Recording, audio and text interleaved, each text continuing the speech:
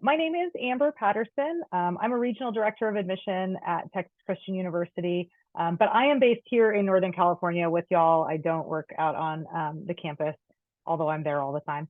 But this evening, I'm not here to talk to you about TCU, although I have shared my email address here. So if you have some TCU questions, you can certainly reach out to me and we can connect at another time. But this evening, I want to focus on talking to you about the writing component of college applications. So prior to joining TCU's admission team, I was a college counselor in a high school right here in Northern California as well. So in addition to being able to share what my experiences with TCU have taught me on the subject, I'm also very familiar with what other colleges and universities are looking for as well. If you have questions as we go ahead and drop them in the chat. I'm going to try to pay attention to that and answer them as we go. If I don't answer your question, it might just be because I'm going to cover that coming up. And I'm trying to leave some time at the end for questions as well. So, but I want you to make sure you get all your questions answered while I'm here.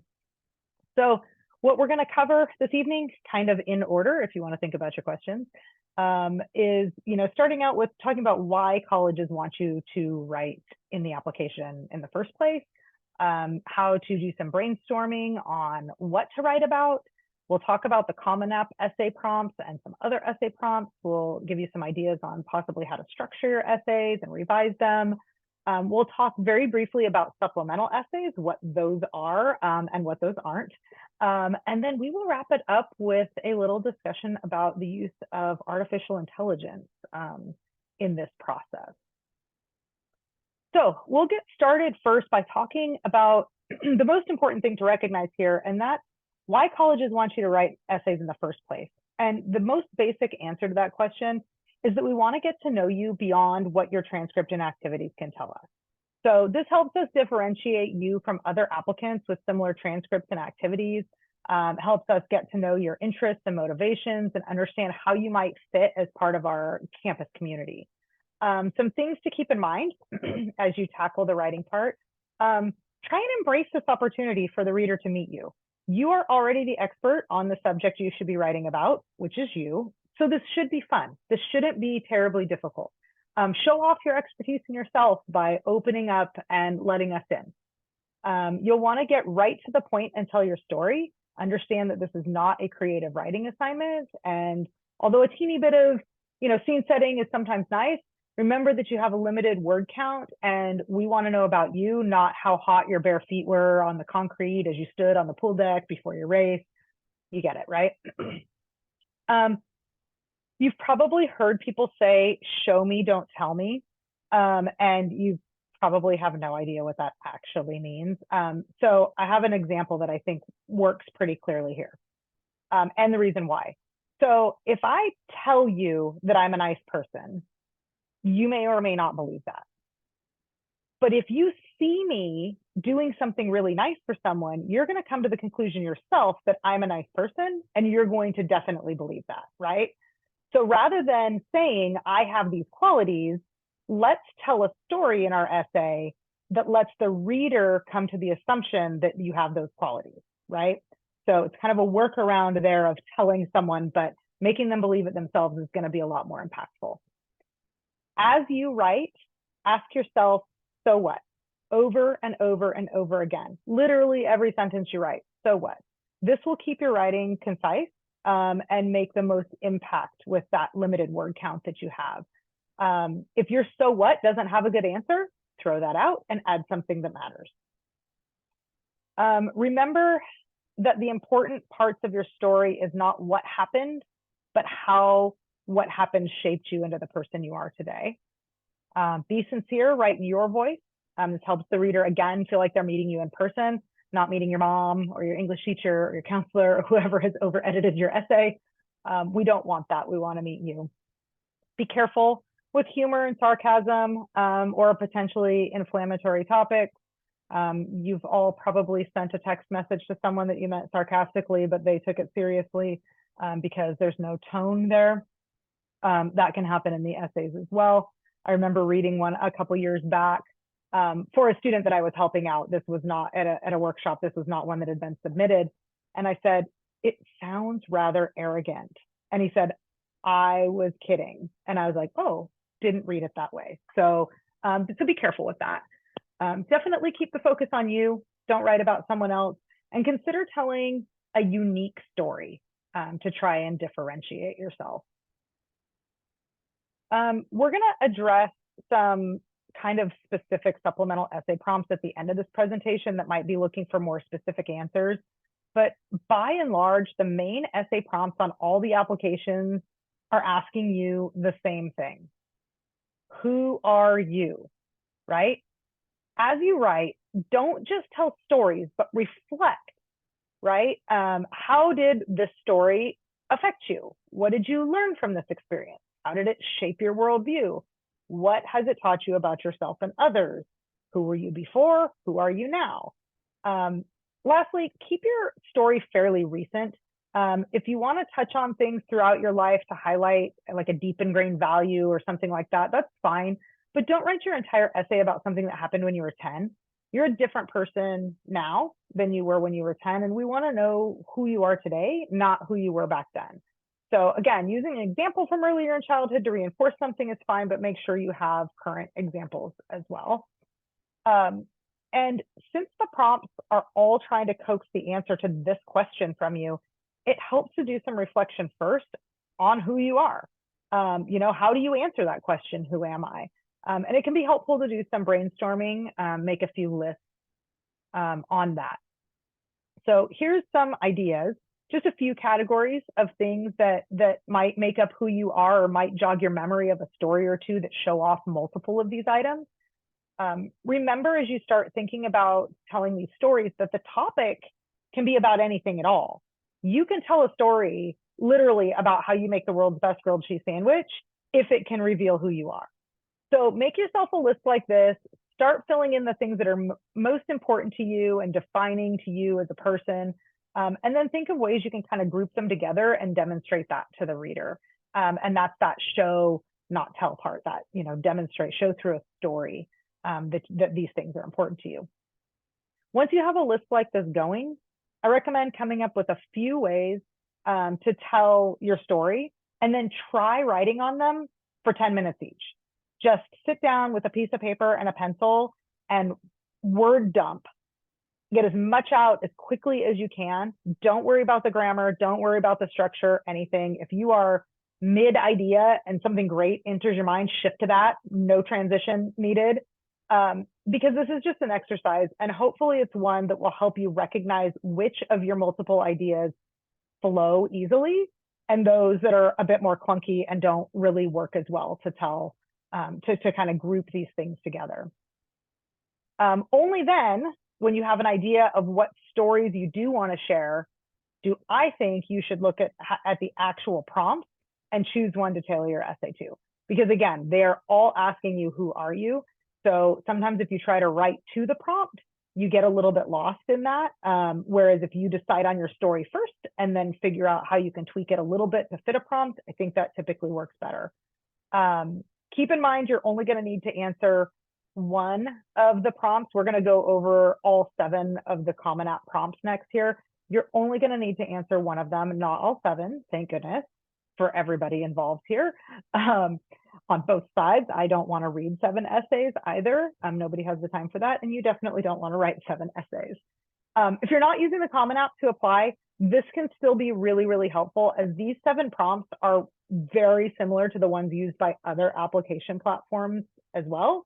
And I think you'll begin to sense a theme with my do and don't recommendations for them that will apply kind of no matter what prompt you're using on what application platform. So I haven't seen anything come up in the chat yet. Before we move forward into the Common App prompt, does anybody have any questions at all?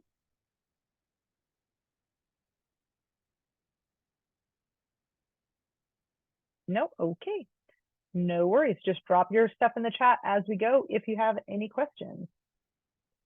All right, let's start with Common Apt essay prompt number 1. The prompt reads, some students have a background, identity, interest, or talent that is so meaningful they believe their application would be incomplete without it. If this sounds like you, please share your story. All right, Oh, and I will preface all of this by saying nobody cares which prompt you choose. Does not matter. There isn't a preference. Number one isn't the one that colleges want the most, and number seven is the one they want the least. It truly is up to you. Okay, so for this prompt number one, do, you're going to get a do and a don't for each of these. Do, choose something genuinely important to you personally, not just something you think looks good to the admissions committee. Clarify why this story is so important that you couldn't leave it off your application, okay? Don't focus too much on the story. This should be much more about who you are and how you were affected than it should be about telling the details of what happened.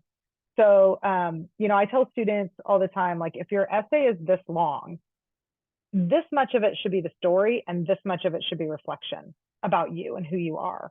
It should not be the other way around. And oftentimes when I'm reading first drafts and working with students, I see that the majority of the essay is telling the story. And then there's like a couple sentences at the end that are kind of the conclusion that wrap it up that are the reflection. Flip that. We really want to see more of the reflection and more of who you are than knowing every detail about those stories. Right, prompt number two. The lessons we take from failure can be fundamental to later success. Recount an incident or time when you experienced failure. How did it affect you? What did you learn from the experience? So you do want to share how you handled something that didn't go quite right. But you also do be careful to spin it into a positive without being fake. So don't make something a positive that never had a positive. If that's the case, maybe you don't want to write about this topic. But you do want to show some sort of positive outcome with your own growth or things like that. Don't be overly negative. Don't leave the reader without any closure. The majority of this essay should address the question in the prompt rather than focusing on the incident. And the question is, you know, how did it affect you and what did you learn from it? So that should be the bulk of this essay. I would also not advise using this prompt to write about a regrettable experience that might have the reader questioning your ethics or values.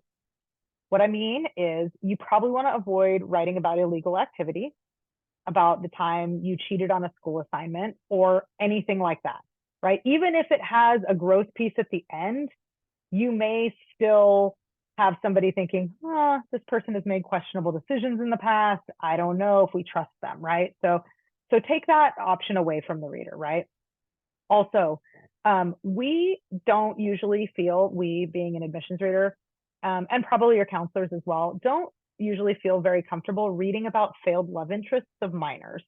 So if that is the failure that truly defines who you've become, be very careful about the ways in which you describe it. You don't want to alienate your reader. And believe me, we have read some things that sound like romance novels, and that is not appropriate for this setting. So just make sure you keep that very tame, and we don't want all the details in there. Again, this should be more about what you learned from the experience, how you had some growth, and who you are now because of it. All right, prompt number three. Reflect on a time when you challenged a belief or an idea. What prompted you to act? Would you make the same decision again? Okay, so the do's here. Pick one of these things. Either talk about a time you questioned a person or group on an idea of theirs, or talk about a time that something caused you to reconsider a belief of your own, right? Either one of those is a great way to approach this. And then explain why you decided the belief should be challenged, what you actually did, how you feel about your actions in hindsight. The don't for this one is don't pick an overly divisive topic and get preachy or judgy. Again, just like I kind of mentioned in the last one, you don't want to alienate your reader. We're supposed to be unbiased, but we are human. So sometimes our best efforts to be objective are hindered by triggering topics. So be careful with that. I do have a question in the chat. Are these the Common App prompts for last year or next year?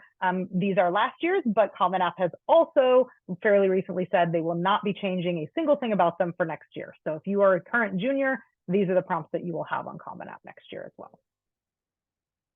Great question. Thank you. All right, moving on to prompt 4. We're halfway through the prompt. Reflect on something someone has done for you that has made you happy or thankful in a surprising way. How has this gratitude affected or motivated you? So the do here, do notice the keyword surprising way and make sure your story is unexpected.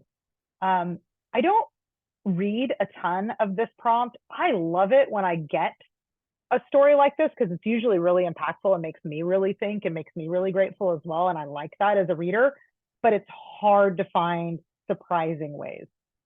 So I think that's why it's not one of the more popular ones.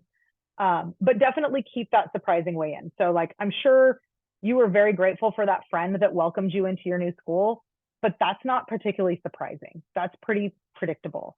But maybe like the gratitude you feel from change of perspective you gained by working on a project in high school with the kid that bullied you in middle school. Maybe that's surprising, right?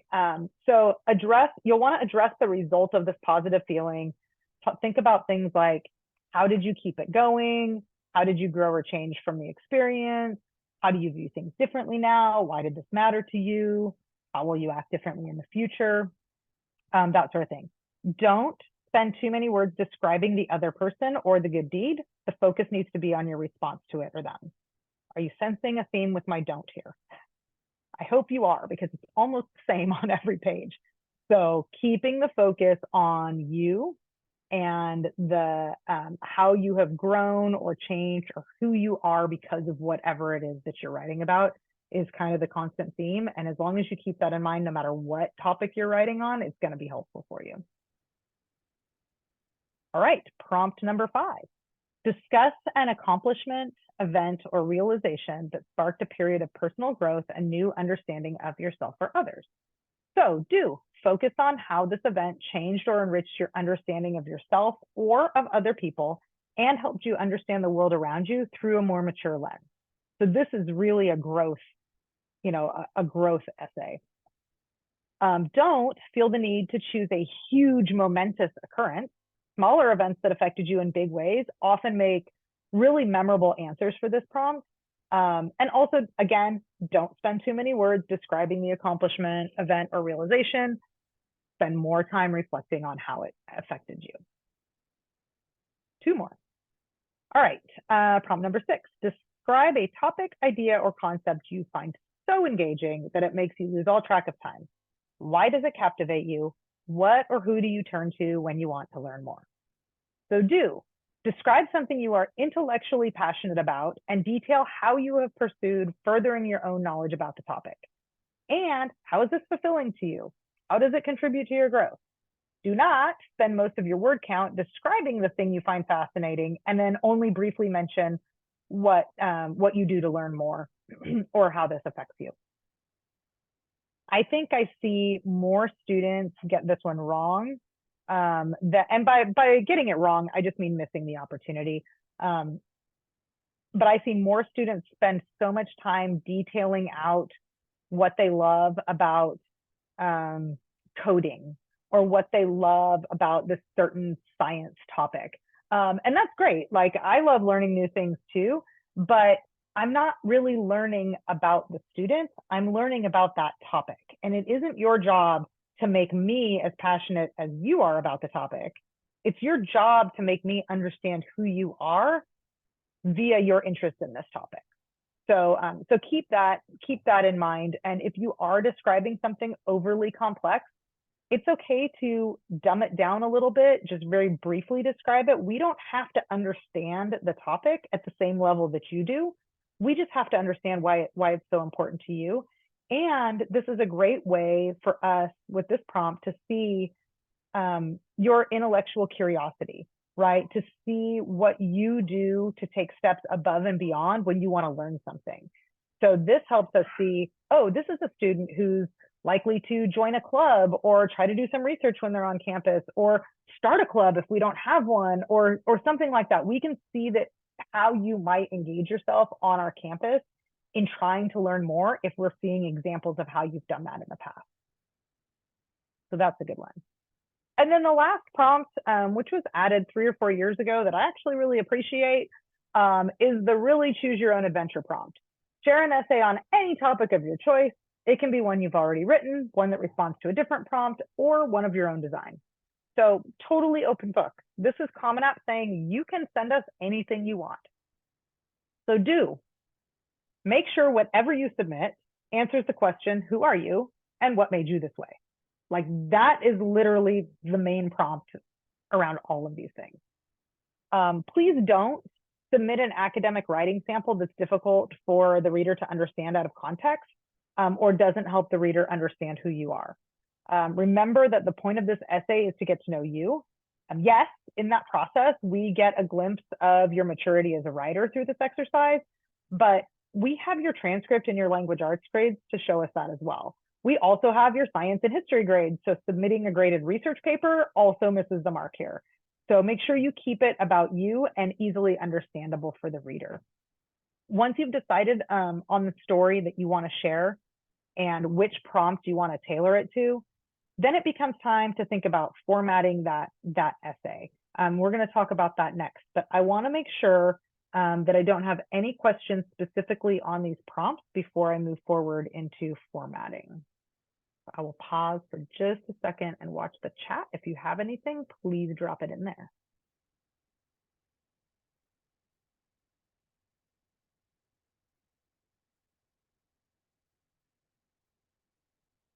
All right, fair enough. You can also save those to the end. I don't mind answering questions on slide number 1 after we're all done, not a problem. All right, so when we start talking about formatting, I like to share 2 formatting ideas I get from the College Essay Guy. So Ethan Sawyer, also known as the College Essay Guy, is an independent college counselor in Southern California. He offers a lot of free advice and help with writing college essays on his website that I have listed here. I am in no way paid to advertise for him, and I'm not trying to encourage you to pay for his services, but he does have a lot of free resources out there that I personally think are very good if you want to check them out. But please know there is no right or wrong way to format this writing. So if you have a way that works for you and that works great for your story, by all means use that. I just like to offer these 2 ideas to help students who just don't know where to start or don't know how to organize, multiple different topics or things like that. So the first structure is one that Ethan calls the narrative structure. And it allows the writer to focus on one story at one place and time and tell us who you are at the end of it. So you go really deep into that story to show some deep personal change. So you can see here, the format is we start with the status quo. Who were you before this event happened? Then, we talk about an inciting event, incident, or some change. What happened that sparked a change in you? Why did this suddenly become very important? Then what realization did you have about yourself, others, the world, and what did you do with this new information? And then who are you now? What's different about you? Why does it matter? So you'll see by the questions he's kind of posed here in this format why I like it, because it's the same advice that I've given to answering all those prompts. Really focus on why did these things matter? The so what? Who are you now? Those sort of things. So let's run through a really hypothetical quick essay that follows this structure. I'm just going to kind of outline something here off the cuff, so not a whole essay. So we could say status quo. I've always been a soccer player. I love soccer, playing soccer, and it defines me. The inciting incident and change could be when I got to high school, I thought for sure I would make the varsity team, but I didn't during my freshman year. Raise the stakes could be, so I worked extra hard, took lessons, hit the gym through that whole JV season. Then the moment of truth could be, I made the varsity team my sophomore year, but tore my ACL in the first game and was unable to play for the rest of the season. So instead I became the team manager. And the outcome and new status quo would be, I realized my value as a leader, not just as a player. The sport no longer defines me, being an adaptable team leader does, right? So you can see how this person progressed from the beginning to the end because of an event, one event that happened, or one theme, right? There's a couple things that happened here, but all along one line. And then there's somebody else and they've had some realization at the end. So that's one easy way to format it. Just start at the beginning, go to the end, but make sure you're kind of touching on these points along the way. The second format of Ethan's that I really like, he calls the montage. And in this format, instead of going really deep into one area, you kind of stitch together 2 or 3 different stories and moments, revealing who you are over time. So in this case, you go wide across your life to show shifts in perspective and deep personal change, and or also to really solidify what your main values are, or what it is that you're trying to get across out of that, brainstorming sheet that we did. So this can be adapted into as many stories as you would like to incorporate. So you can have 2 stories, you can have 5 stories, you just have to watch the word count. But you can see the pattern that it would follow here. So here's a quickie example of this. Story 1 may be, I moved to a new town to start high school, and although it was very difficult to start school where I knew no one, I decided to put myself out there, join sports teams and clubs. Now I'm student body president. Then you could shift to story number 2. When I got my first job, I really struggled with the lack of training I got before I was expected to help customers. After struggling through my first few months, I decided to mentor new hires behind me to make things easier for them. Story 3 might be, my parents got divorced last year and I was expected to take on the responsibility of driving my younger sister to her dance classes. Although this cut into my social and study time and I was at first resentful of my new role, I see how much closer my sister and I are because of the increased time we have spent together. Then we could go through to the reflection part and tie all these things together by saying, when faced with a new, uncomfortable, or unwanted situation, I do not shy away, but rather look for the positive and ways that I can help others and grow from the experience myself, right? So I've shown 3 different things. The reader is probably starting to feel these things on their own, and then I wrap it up and reflect saying, hey, guess what? I'm aware of this change as well. Questions on the structure piece? Okay, I've only got a little bit more of this sit and get before we can turn this into a conversation.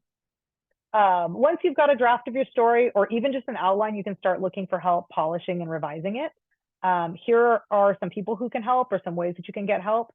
Friends and family members are most valuable in helping you think of the best stories from your life to showcase who you are.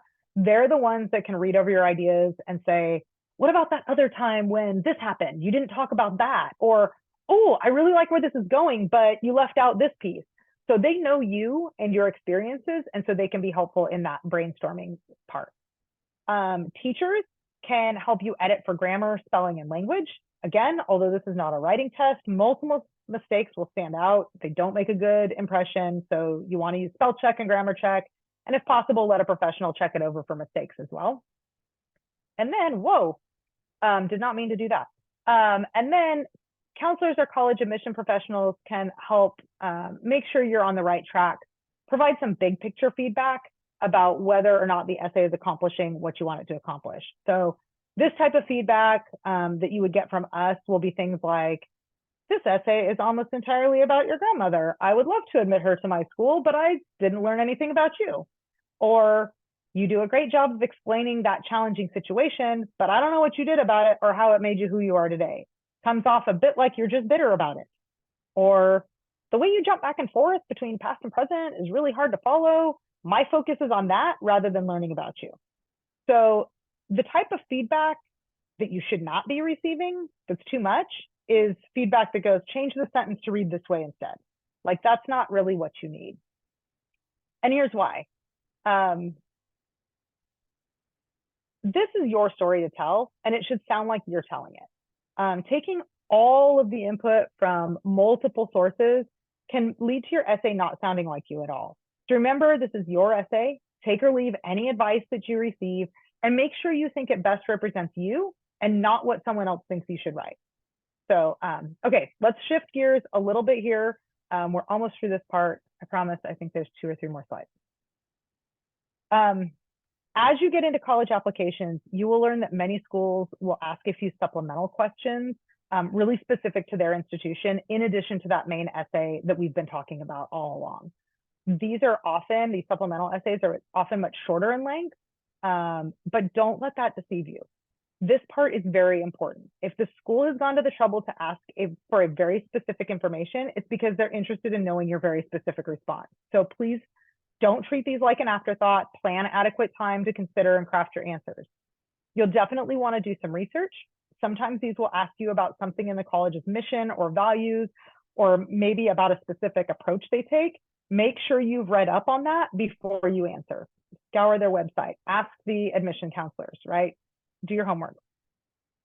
Answer the specific question. So this is not a spot for you to write another essay on a topic of your choice. I told you that most of the main essay prompts are asking who are you, but the supplemental prompts often are not. They are asking for something specific and you need to answer that specific question. And then one of the more common supplemental questions that you'll see out there is asked somehow like, why do you want to attend our university? That sort of question. Make sure that you should treat that question more like, why are we a good match? So make sure I can identify really specifically ways that university is a good fit for you and how you are a good fit for that university. So be careful here not to spend all of your time describing programs that they know that they have. Instead, talk about how those programs meet some needs or goals you have and how your participation in them will contribute to their campus community. So again, more that why us, not why this school, is a better kind of way to look at that popular supplemental question. And then lastly, I just want to give you my 2 cents on using artificial intelligence. Using AI can be helpful to organize your thoughts or brainstorm ideas, but allowing ChatGPT or any other AI source to write your essay is really going to result in something impersonal and ineffective. Even if you think it sounds better than what you can write, it's typically not. In addition, some universities are using AI detectors to screen their applicants' writing. But even for schools that are not, admissions professionals want to hear from you in your voice. Like I said, we want to meet you. We can recognize over-edited or AI-generated essays, and it lessens their positive effect on your application. It also brings into question your work ethic. And we may wonder if you're willing to do the hard work on your own once you get into our college, or if you're going to lean on others or AI to do it for you then too. So if you want to use AI, it is a tool out there that's available in this process, but use it as an organizational tool and recognize its limitations and the ethical ramifications of using it, and don't overdo it with the AI. So looks like we have about 10 minutes left. If anyone has any questions, I would love to entertain those. You can put them in the chat, or you can just unmute yourself. I'm going to stop sharing my screen so that I can see your pretty faces if you choose to turn on your cameras. But really, if you have any questions, now's a great time to get them answered. You have my full attention. I'm an open book. I'll be as honest as I can.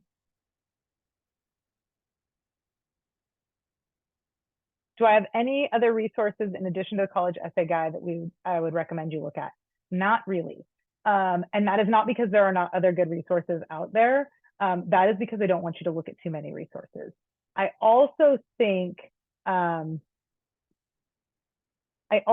if you read too many sample essays anywhere, whether you're in Reddit, you're in, on Ethan's website, or you're reading ones that your friends have written in the past, if you read too many sample essays and you try to mimic that, you're going to lose your voice in that process as well. And again, we're not going to get to know you as well. So I do think it's really important to limit the resources that you are checking in with here to make sure that you are still answering these questions as authentically as you can. Question 2 about using AI. How can the reader sense the essay is not you if they don't know you? There's certain language that bots will use that high school students don't use. We can usually kind of sense how that's tied together. We can look at, your language arts grades in comparison to the way that this is written. Sometimes that tells a real story, but sometimes it just feels kind of generic, that it's not a lot of depth. I mean, certainly you can put a lot of info into the AI bot, and it will come up with some, it will use your personal stories, but they do tend to fill in the gaps with other things too that may or may not make sense. So sometimes we see those things come up as well. It's really, really similar for us when we're reading an essay that we feel is really over edited. Like sometimes we can tell that somebody else has had, like an adult has had a hand in really over editing and saying, hey, this sentence should be written this way, this sentence should be written that way. When we read thousands of these, you get a feel for what a high school student sounds like. And of course, there's a lot of variety, but it's we can usually have some sense to sum things up. Okay, this is a great question, and I was hoping this would come up. Are the UC essay questions different from the Common App questions? Yes and no. So yes, they are. They have 4 personal insight questions that you will need to answer, and they are much shorter. So you get to choose which ones. The difference in your approach in writing them, so I will tell you right now, they are all asking, who are you and what made you this way, in the same sense. So you can use that same brainstorming and those same initial ideas to get the ideas of what you want to talk about, but you are going to have a lot less space to answer that question. So you need to get right to the point and answer the question. So whereas the Common App might have a little bit more word count for you to set a scene or to tell a story a little bit better, you don't have that luxury with the UC questions. So you really need to pare it down to just that concise information. But the whole beginning process of the brainstorming and deciding which stories really tell the reader who you are can be used for both. Let's see, you guys have great questions in here. Okay, the montage approach seems like it could be disjointed, take too many words. Bringing a bunch of stories together to reflect on could be hard. Yeah, you know what? It just depends on what you're trying to write. So I tend to think that the narrative approach is really good too. My oldest daughter had a great montage one, and she had like 7 or 8 stories, but she had a bunch of little snippets here and there, and you couldn't really tell necessarily how they tied together until the end when she brought it all together, and then it all made sense. So there's ways to do it, but that's also where that pre-writing exercise that I talked about taking 10 minutes to do a word dump on a piece of paper, that's going to give you an idea of how your story kind of flows. And if you're finding that you are starting to write and then you have this other idea about this, and then you have this other idea about that, that may turn into a montage for you, right? You might be able to tie those things together. Whereas if you start writing and you just tell a story from beginning to end, that might naturally be more of a narrative. I would say that I read more narratives than I do montage, but I do think that that is a nice strategy if you're trying to pull together a lot of different stories from your life.